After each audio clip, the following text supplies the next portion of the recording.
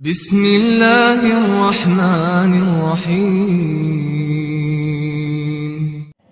ہمیں جو ہدایات نبی اکرم صلی اللہ علیہ وسلم کی جانب سے دی گئی ہیں، قرآن مقدس نے ہماری رہنمائی کی ہے، اور 100 سال سے تقریباً دعوت و تبلیغ کی عظیم محنت چل رہی ہے، اس کے باوجود ہمارا معاشرتی معاملات میں الجھا رہنا، رسومات میں جکڑے رہنا، اور اپنے آپ کو فضول کی ناک سے اور جاہلیت سے اور سفلیت سے اور سطحیت سے نہ اٹھانا، یہ ہمارے لیے سوچنے کا مقام ہے اور غور و فکر کا مقام ہے۔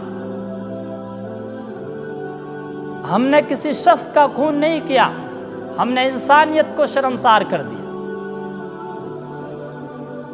ہم نے کسی شخص کا خون نہیں کیا ہے، پوری انسانیت کو موت کی آغوش میں دھکیل دیا ہے، اور جو شخص بھی موت کا پیاسا ہوا ہے اور جس نے بھی اس اموات کروانے میں اپنا حصہ ڈالا ہے، چاہے اس کو حوصلہ دینے میں، چاہے اس کو ترغیب دینے میں، چاہے اس کا حوصلہ بڑھانے میں اور اس کو ابھارنے میں کچھ بھی حصہ ڈالا ہے، براہ راست اللہ رب العزت کے یہاں مسئول ہے، جواب دہ ہے۔ قرآن مجید میں صاف رہنمائی کی گئی ہے، من قطع نفسا، کہ جس شخص نے کسی ایک جان کو ناحق قتل کر دیا، فکأنما قتل الناس جميعا، گویا کہ اس نے پوری انسانیت کا خون کر دیا، اس نے پوری انسانیت کو تہہ تیگ کر دیا، موت کی نیند سلا دیا۔ یہ قرآن مقدس نے صاف اور واضح طور پر فرمایا۔ قرآن مزید اس شخص کے بارے میں کہتا ہے جس نے کسی بھی شخص کو ناحق قتل کر دیا، وَمَن يَقْتُلْ مُؤْمِنًا مُتَعَمِّدًا، کہ جس شخص نے بھی کسی بھی مومن کو جان بوجھ کر قتل کیا، فَجَزَاؤُهُ جَهَنَّمَ، واضح طور پر فرمایا گیا۔ قرآن رہنمائی کر رہا ہے، قرآن چراغ روشن کر رہا ہے، قرآن ہمیں عذاب سے ڈرا رہا ہے، قرآن ہمیں بھیانک انجام سے ڈرا رہا ہے۔ قرآن بتا رہا ہے کہ تم نے کسی بھی شخص کو ناحق قتل کر دیا، کسی بھی، یہاں پر مومن بتایا گیا ہے، دوسری جگہ عام شخص بتایا گیا ہے۔ اگر کسی مومن کو قتل کر دیا تو اس کے عذاب 4 وعیدیں اور کھلی وعیدیں اس کے لیے بتائی گئی ہیں۔ قرآن بیان کر رہا ہے وَمَن يَقْتُلْ مُؤْمِنًا مُتَعَمِّدًا فَجَزَاؤُهُ جَهَنَّمَ، اس کا جو انجام ہونے والا ہے اس کو سیدھا جہنم میں دھکیلا جائے گا۔ وَغَضِبَ اللَّهُ عَلَيْهِ، اور اللہ کا غضب اس پر ڈالا جائے گا، اللہ کا غصہ اس پر برسے گا۔ وَلَعَنَهُ، اور اللہ کی لعنت اس پر برسے گی، اللہ کی رحمت سے اس کو دور کر دیا جائے گا۔ اللہ کی جو رحمت اس کی طرف متوجہ ہوگی اس سے اس کو محروم کر دیا جائے گا۔ وغضب اللہ علیہ ولعنہ وأعد له عذابا عظیما، اور اس کے لیے دردناک عذاب تیار کیا گیا ہے، کیا جائے گا، اور اس میں اس کو دھکیلا جائے گا۔ 4 وعیدیں اس شخص کے لیے بیان کی گئی ہیں جس نے کسی مومن شخص کو قتل کر دیا۔ بھلا بتائیے کہ کسی شخص کو کیسے قتل کیا جا سکتا ہے؟ کیسے ایک عورت کے سہاگ کو اجاڑا جا سکتا ہے؟ اتنا درندہ انسان کیسے ہو سکتا ہے جس نے اس کے معصوم بچوں کی کلکاریوں کو نہیں سنا، ان کی آہ و بکا کو نہیں سنا، جس نے اس کے معصوم بچوں کی طرف نہیں دیکھا، جس نے نہیں دیکھا کہ اب وہ یتیم ہو جائیں گے، ان کے نان نفقوں کے لالے پڑ جائیں گے، وہ یتیم کہلائیں گے، معاشرے میں وہ دب جائیں گے، اور اس کا سبب وہ شخص بننے والا ہے جو دوسرے مومن کی طرف قتل و غارت گری کا بازار گرم کر رہا ہے۔ ایک عورت کے سہاگ کو اجاڑ دیا اس نے، ایک ماں سے اس کے بیٹے کو جدا کر دیا، ایک باپ کو کاندھا دینے پر مجبور کر دیا اس شخص نے ایک دوسرے شخص کو قتل کر اور خاص طور سے اپنے مومن بھائی کو قتل کر دیا۔ حدیث میں آتا ہے کہ من حمل علینا السلاح، جس شخص نے ہمارے اوپر تلوار سونت لی، کوئی دھاردار ہتھیار اٹھا لیا، فلیس منا، ہم میں سے نہیں ہے وہ ہم میں سے آئی نہیں۔ اور جو آیت میں نے آپ لوگوں کے سامنے ابھی تلاوت کی ہے، علماء نے لکھا ہے کہ وہ جہنم میں کیسے جائے گا، تو بتایا گیا ہے کہ جو شخص کسی مومن شخص کا قتل کر دے گا اس کو ایمان نصیب نہیں ہوگا، ایمان ہوگا تو آخر درجے میں اس کا ایمان کو سلب کر لیا جائے گا اور جہنم میں دھکیل دیا جائے گا۔ یہ باتیں اور یہ حدیثیں ہمارے سامنے نہیں ہوتی ہیں، اللہ کے فرمان کو ہم پسے پش ڈال دیتے ہیں، ہم دور جاہلیت کی وادی میں سیر کرتے ہیں، ہم نام کی اور فضول کی اور نمود کی سرداری کے پیچھے قتل و غارت گری کا بازار گرم کر دیتے ہیں۔ شہادت الزور، جھوٹی گواہی دینا، اور علماء نے ووٹ کو جھوٹی گواہی دیے۔ عورتیں نہیں شرماتی ہیں، عورتیں پردے کے پیچھے، حجاب کے پیچھے 3 بار ووٹ دینے جاتی ہیں، 4 بار ووٹ دینے جاتی ہیں۔ کیا حجاب کو چاک نہیں کیا جائے گا؟ کیا حجاب کو نہیں ہٹایا جائے گا؟ پھر حجاب پر کون انگلی اٹھانے والا ہوگا؟ جب ہمارے اعمال اتنے شنیع ہو جائیں گے، اتنے برے ہو جائیں گے، تو ہماری پھر نقاب کشائی نہیں کی جائے گی؟ کیا ہمارے پردے کو نہیں ہٹوایا جائے گا؟ ہمارے اعمال اس ڈگر پر ہم کو پہنچا رہے ہیں کہ ہم کو تہی دست کر دیا جائے۔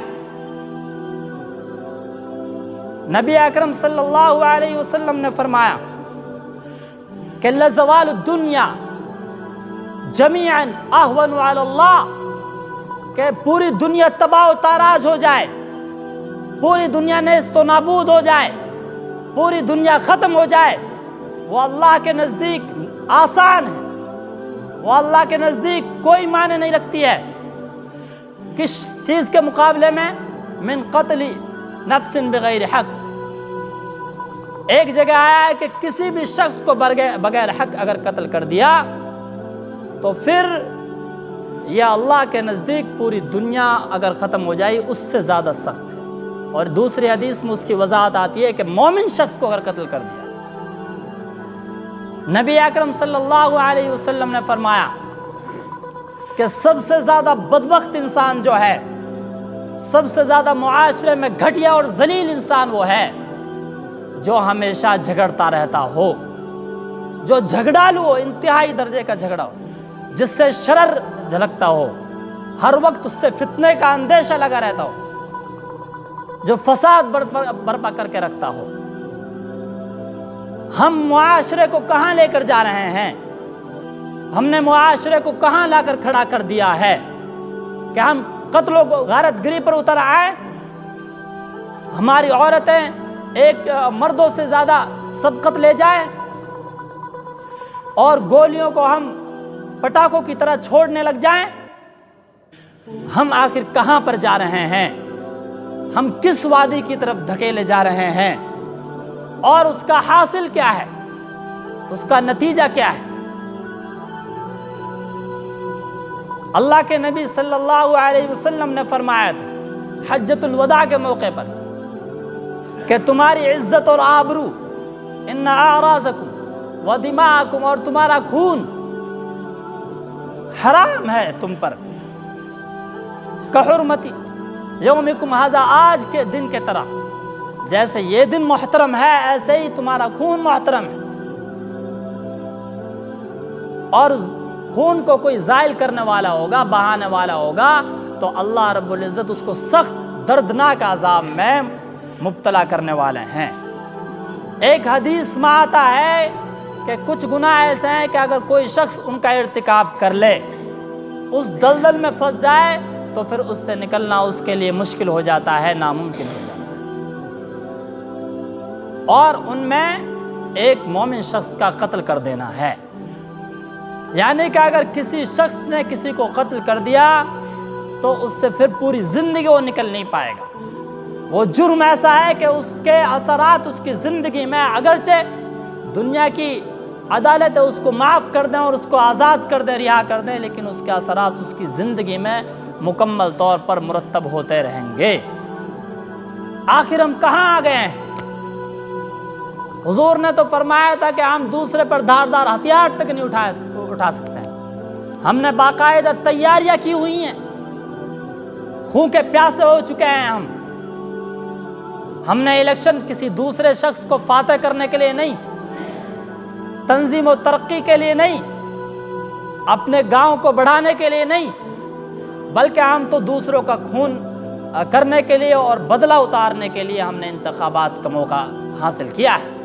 ہم نے تو غنیمت جانا ہے اس موقع کو، سرپنچ کی شاہ پر یا ذمہ دار کی شاہ پر، کہ باقی ہم جانتے ہیں تم ایک مرتبہ نمٹا دو، جو تمہاری پشتینی، جو تمہارے من مٹاؤ ہے اس کو قتل کرنے کے بعد تم بجھا دو، اس کو ٹھنڈا کر لو۔ جو آگ تمہاری جل رہی ہے خاندان میں، اس خون کو خشک کر دو اور خون کو بہا دو، اس کے ذریعے سے تم اپنا بدلہ لے لو۔ معاشرے کو کہاں لا کر ہم نے کھڑا کر دیا ہے۔ جو شخص بھی ملوث ہوتے ہیں، اگرچہ ان کا داؤ نہیں لگا ہے، دونوں کو عذاب اس میں ملے گا۔ نبی اکرم صلی اللہ علیہ وسلم نے فرمایا ہے القاتل والمقتول کلاہما فی النار، قاتل بھی مقتول بھی، جو قتل کرنے والا ہے اور جو قتل ہوا ہے، دونوں کے دونوں جہنم میں ہیں۔ حضور سے دریافت کیا گیا کہ قاتل کا معاملہ سمجھ میں آتا ہے، لیکن مقتول کا معاملہ کیا ہے کہ وہ، تو حضور نے فرمایا کہ انہو حریص علی قتل اخیہ، وہ حریص تھا اپنے بھائی کے قتل کرنے، وہ یہ چاہتا تھا کہ میرا بھی داؤ لگ جائے اور میں بھی دوسرے کی گردن کو اتار دوں۔ اور جتنے بھی شخص اس میں مبتلا ہوئے، جتنے بھی اس میں شامل ہوئے لڑائی میں، جو شخص قتل ہوا ہے اس کا خون سب کی گردنوں پر ناپا جائے، ایک شخص بھی اس سے بری نہیں ہوگا۔ کوئی ایک شخص جرأت نہیں کر سکتا کسی کو قتل کرنے کی۔ ایسے موقع پر پوری دھاڑ جو چڑھی ہے وہ سب کے سب اللہ کے یہاں پوچھے جائیں۔ اور حضور نے فرمایا کہ حضور کی حدیث ہے کہ کل قیامت کے روز جس چیز کا سب سے پہلے فیصلہ کیا جائے گا وہ قتل نفس ہے، یعنی کسی انسان کا خون بہانا ہے، اس کا فیصلہ سب سے پہلے ہوگا۔ ہم نے اتنا آسان سمجھ لیا ہے، اور بغیر حق کی جو وجوہات ہو سکتی ہیں۔ نبی اکرم صلی اللہ علیہ وسلم نے فرمایا کہ کوئی شخص کسی دوسرے کو قتل کر دے اور پھر ان کے گھر والے مقدمہ دائر کر دیں تو عدالت فیصلہ کرے گی قتل کر دیا جائے، قصاص جس کو کہتا ہے اسلامی حکومت۔ ایک چیز دوسرا بیان کیا گیا ہے کہ اگر کوئی شخص شادی شدہ ہے اور پھر وہ زنا کر دے اور اس کے خلاف دلیلیں ثابت کر دی جائیں تو شرعی حکومت اس کو قتل کرنے کا، یعنی کہ اتنے اس کو پتھر مارے جائیں گے، رجم کیا جائے گا اس کو کہ جہاں تک کہ وہ آخری سانس لے۔ دو وجہ۔ تیسری وجہ بیان کی گئی ہے کہ اگر کوئی شخص ایمان لائے اور ایمان کے بعد پھر کفر کی طرف لوٹ آئے تو پھر اسلامی حکومت میں پھر اس شخص کے تعلق سے عدالت یہ حکم کرے گی کہ اس کو قتل کر دیا جائے۔ تین وجہ سے کسی بھی انسان کا خون جائز ہوتا ہے جو میں نے ابھی بتائی، اور وہ بھی خالص اسلامی حکومت پہ جہاں پر اسلامی نظام چلتا ہے۔ اس کے علاوہ کسی بھی شخص کو ناحق قتل کرنا وہ اپنے ذمے ایک بڑے عذاب کو کرنا ہے اور اللہ کے یہاں گرفتار ہونا ہے۔ جتنی بھی لڑائیاں ہو رہی ہیں کوئی بھی اسلام کے لیے، اسلام کے نام پر، اپنے تحفظ پر، اپنے عزت کے لیے، اپنے مال دولت کے لیے، ان کے تحفظ کے لیے نہیں ہو رہی ہے، جس کے لیے کہیں جواز کی شکلیں بھی نکلتی، تمام کی تمام غیر شرعی امور کے لیے ہو رہی ہیں۔ اور علماء کا یہ ماننا ہے کہ جس طریقے سے اثرات مرتب ہوتے ہیں انسانوں پر، جو پورے ماہ پر جس میں پوری قوم شامل رہی، سب نے جو ڈی جے بجوائے ہیں، جو پٹاخے پھڑوائے ہیں اور شرابیں پی ہیں اور زنا کے اڈے قائم کیے ہیں، تمام گناہوں کے اثرات خون سے اتارے جا رہے ہیں۔ خون ہو رہا ہے، سب لڑائی جھگڑے ہو رہے ہیں، اور جگہ جگہ سے اب تک کی اطلاعات آ رہی ہیں کہ کہیں بھی امن و شانتی نہیں ہے۔ یہ ہمارے گناہوں کے آثار ہیں، اور جو دیندار طبقہ ہے اس کا پورا الگ ہو جانا۔ اس کی ذمہ داری تھی کہ وہ درمیان میں کھڑے رہتے۔ سیاست کوئی دور کی چیز نہیں ہے، اگر وہ برقرار اس حصے دار ہوتے تو نہ یہ گناہ ہوتے اور نہ یہاں تک نوبت آتی۔ کیا تسبیح پھیرنے سے اسلام کافی ہو جائے گا؟ کیا صرف وہ ضروری امور جو ہم نے سمجھے ہوئے ہیں ان سے ہمارے تقاضے پورے ہو جائیں گے؟ یہ بھی ہمارے معاشرے کا حصہ۔ مولانا حضرت جی یوسف رحمۃ اللہ علیہ کے بارے میں آتا ہے کہ جہاں پر بھی لڑائی ہوتی وہاں پر جماعت آپ بھیج دیا کرتے تھے۔ علماء کا اور ان دیندار لوگوں کا ایسی بستی میں داخل ہو جانا تو فتنے کو دبا دیتا ہے، اور ہم وہاں سے ہٹ رہے ہیں تاکہ پارسائی ہماری دینداری برقرار رہے۔ ہمیں تو پہلی فرصت میں وہاں کھڑا ہونا تھا۔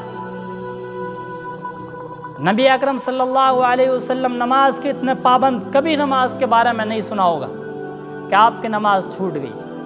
ہم نے پڑھا ہے، آپ نے سنا ہے کہ آپ کسی بھی ایک جگہ پر فیصلہ کروانے کے لیے گئے تو آپ نے دیکھا کہ نماز ہو رہی ہے، دو گٹھوں میں فیصلہ کروانے گئے۔